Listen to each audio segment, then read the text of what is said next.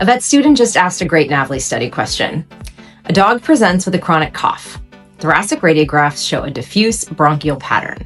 Which of the following is the most appropriate next diagnostic step? So the correct NAVLE answer is bronchoscopy with bronchoalveolar lavage.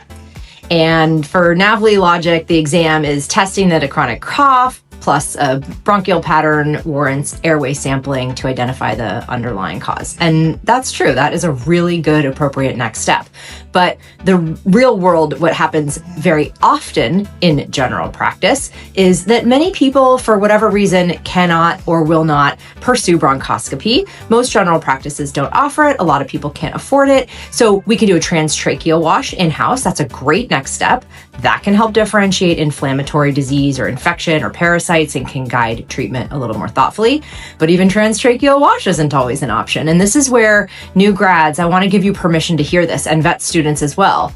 Sometimes we just treat based on signalment, history, imaging. We'll use stepwise therapeutic trials, such as empiric deworming for possible lungworms, antibiotics if we're thinking that it might be infectious, anti-inflammatories, either inhaled or systemic for chronic inflammatory airway disease. So the key is that we're not guessing, we're being intentional. We're choosing a starting point, we're monitoring response, we're reassessing if the plan isn't working. So the NAVLE teaches the ideal diagnostic pathway, and that is great. And sometimes we can do that.